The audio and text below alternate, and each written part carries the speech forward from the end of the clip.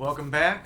On this episode of Cultural Cookbook, we're looking at kolaches, and this one is a good one to find a friend to help you out with. So get a buddy, rock out.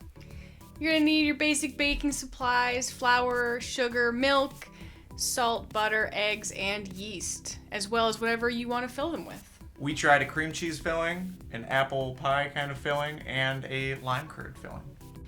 So we are going to add our milk and yeast to a saucepan and cook it over very low heat for about 10 minutes. You want to make sure it doesn't get too hot because you could risk scorching the milk or killing the yeast. Basically, you want it hot, but not so hot that it's going to burn you if you put your finger in it. To the warm milk, we are adding our sugar and mix to dissolve. Then we're going to add in our melted butter, which I just did a very short trip through the microwave. Get that incorporated as best you can. Butter doesn't necessarily want to mix in very well. And then we're going to add our flour. It's going to be a fairly sticky dough. It's not going to come together into like a bread dough. It's somewhere between a bread dough and a batter. We're adding our eggs in there. Does that make it an enriched dough?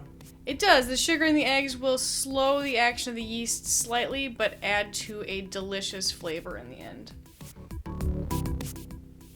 Mix that up so the eggs are all incorporated in. There's not any patches of yolk or white just hanging out on their own. And then we are going to... I'm going to mix it up a little bit more. It's very sticky though, so you could probably stick with a spoon and not get your hands all dirty before you cover it with a towel and put it somewhere warm while you make your fillings. I cut up a Granny Smith apple and have a little bit of sugar and cinnamon and lemon juice that I'm adding to a pan, and I'm just going to simmer that over a medium-low flame until it all comes together into a nice sticky caramely appley filling. Making the house smell delicious in the process. For our cream cheese filling, I'm taking 1 package of cream cheese, an egg yolk, and some vanilla. My grandma always measured vanilla in the cap for some reason, so I'm doing that too.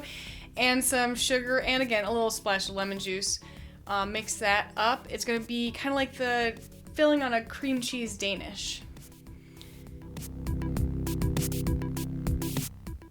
We're going to take a nice teaspoon disher and form balls of dough. We made about 60 kolaches all together. Make a divot with your thumb for filling to go into. You may need to put a little bit of flour or water on your thumb, otherwise you might stick to the dough. And here we have our varieties of filling. I also made a lime curd, which you could find a recipe for online if you're interested. I'm putting cream cheese in 2 rows, and then we have our lime curd in the next row and apple in the last one. And like she said, we made about 60, so this is a good part of the process to have a buddy around to help you fill them all up. These baked for about 20 minutes at 400 degrees.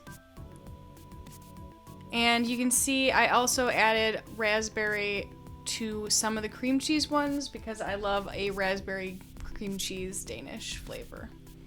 We were lucky enough to cut them in half and each have a little bit of a taste of each one. They were very delicious. The dough is not super sweet, so it balances out very nice with the sweet filling. We hope you try this one out. Have a fun bake and enjoy.